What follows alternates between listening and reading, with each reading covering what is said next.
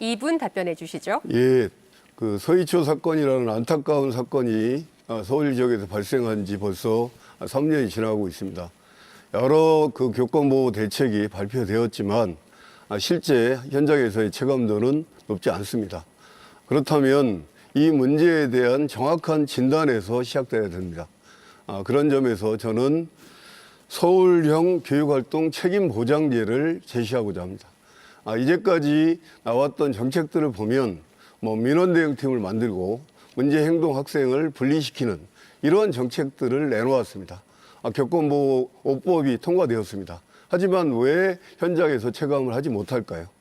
결국은 발생한 문제를 다시 현장에서 교사에게 전가시키는 시스템의 문제입니다.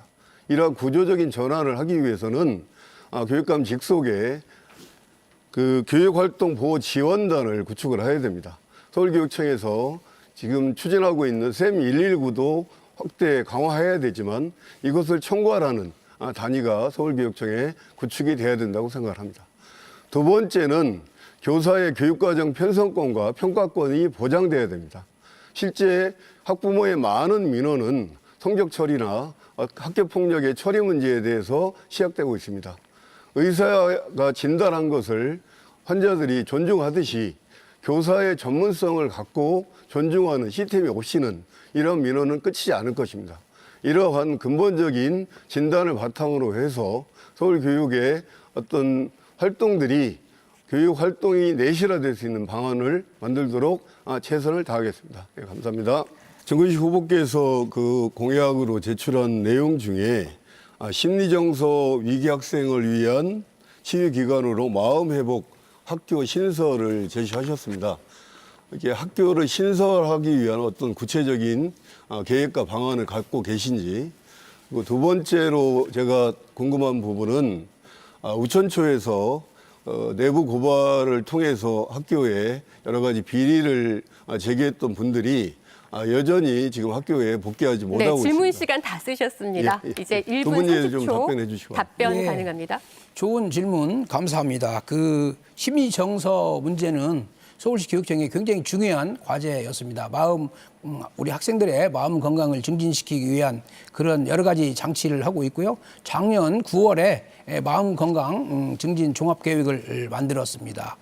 모든 학교에 심리 상담 교사도 배치하고 또 보편적인 예방교육과 선별적인 지원, 그리고 긴급 행동 지원, 그리고 치유 프로그램까지 진행을 하고 있습니다. 그중에서 이 치유 프로그램이 상당히 중요합니다. 이 선생님들뿐만 아니라 우리 학생들의 상처가 아주 깊은 학생들 또는 학교 폭력을 겪은 학생들, 이런 학생들을 치유할 수 있는 그런 마음 회복 학교가 매우 필요하다고 생각을 했고요. 그래서 이제 그 우리 덕수고등학교 자리에 지금 여러 가지 이 시설들이 있는데 그 자리에다가 마음 회복 학교를 만들어서 다양한 그런 그 마음 치료가 필요한 학생들 직접 같이 생활하면서 학교로 돌아갈 수 있도록 회복력을 증진시키는 그런 다양한 프로그램을 지금 준비하고 있다, 이렇게 말씀드리겠습니다. 정근식 후보가 공무원 동원해가지고 국가공무원법 위반했고요. 선거법 위반했습니다. 현역 의원을 수행원으로 동원한 것은 지방교육자치법을 위반한 것입니다. 나아가 가입비 대납과 부정 동원을 해서 돈 선거와 경선 조작을 한 게 되는 것입니다. 이게 사실이라면 100% 저는 당선 무효형입니다. 조희연의 불법으로 2024년 600억 원의 혈세를 들여서 교육감 보궐선거 치렀습니다. 이 의혹 사실입니까? 제가 서울교육청, 이게 서울교육 그 민주진보 그 단일화 과정에서 수사 의뢰를 한 내용들을 포함한 여러 가지 부분들이 법률적으로 검토되고 처리가 돼야 될 부분이 있다고 생각을 합니다. 그 부분과 관련해서 저희가 제기한 내용들은 정확한 사실에 근거해서 제기를 한 것이고요. 하지만 오늘 토론회가 사실상 그 문제를 중심으로 진행되는 건 바람직하지 않기 때문에 좀 그런 부분들과 관련해서는 문제를 제기한 저희를 믿어주시고 이 토론회 주제에 맞게 진행이 됐으면 좋겠습니다. 네, 이번에는 정근식 후보가 한만중 후보에게 30초 질문 주시면 됩니다. 예, 아까 그 우리 한만중 후보께서 여러 가지 이제 다양한 교권보호 프로그램을 제안을 했습니다. 그 여러 가지 이제 체감되지 않는 이유, 여러 가지 교권보호 사법, 교권보호 5법이 있음에도 불구하고 체감되지 않는 이유에 대해서 상세히 말씀드렸는데 제가 생각하기에는 그 구체적인 최종적인 그 교권보호의 그 시스템이랄까 그것들을 어디에 두는 것이 가장 좋은지 교육청에 두는 것이 좋은지 아니면 기원청에 두는 게 좋은지 아니면 학교에다 두는 것이 좋은지 네, 발언 시간을 다 예, 예. 쓰셨습니다. 자, 이번에는 답변하실 시간입니다. 제가 서울교육청을 나와서 이제 서희초 사건을 겪으면서 이런 그 안타까운 일이 왜 벌어졌는가를 이제 연구와 고민한 끝에 제가 판단했던 것은 학부모들이 민원을 제기하는 다양한 요인들이 있다는 겁니다. 특히 이제 학교 폭력 문제를 처리하는 과정에서의 갈등이 이게 교육의 사법화를 야기시키고 그래서 이제 제가 생각하는 방안은 학교 단위에서 일상적으로 해결할 수 있는 수준의 민원이 있고 이것을 지원청이랑 본청 차원까지 가야 될 일, 더 나아가서는 국회 차원에서도 해결해야 될 과제를 유형하고 거기에 적합한 시스템을 만들고 인력을 배치하는 이런 것들을 구축을 하려고 했던 것이고요.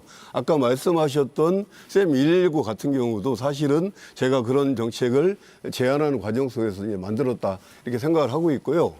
저는 그거와 함께 교사에게 교육과정 구성권과 평가권을 주는 것을 다시 한번 강조드리고 싶습니다. 그러니까 실제 교사가 자기 교육과정을 편성하고 평가를 했는데 물론 이제 학부모가 의견을 개진할 수 있지만 학부모의 의견에 의해서 평가 자체가 무력화되는 이런 방식에서는 교권을 살 수가 없습니다. 그런 점에서 교육과정 평가권과 그 구성권을 반드시 보장하는 법 개정이 이루어져야 된다 이렇게 생각하고 있습니다. 예.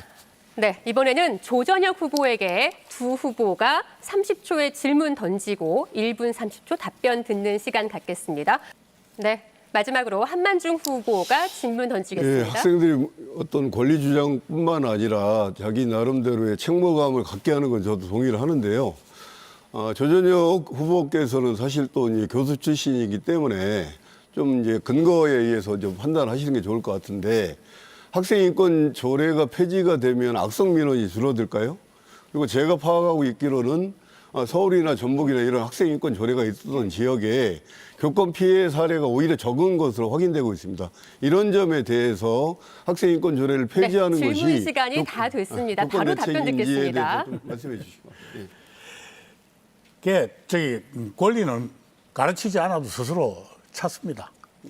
그런데 보다 더 교육적인 것은 제가 누차 주장을 하지만은 학생들이 그 권리에 따르는 의무에 대해서 가르치는 것이 저는 교육의 본질이라고 생각을 하고요.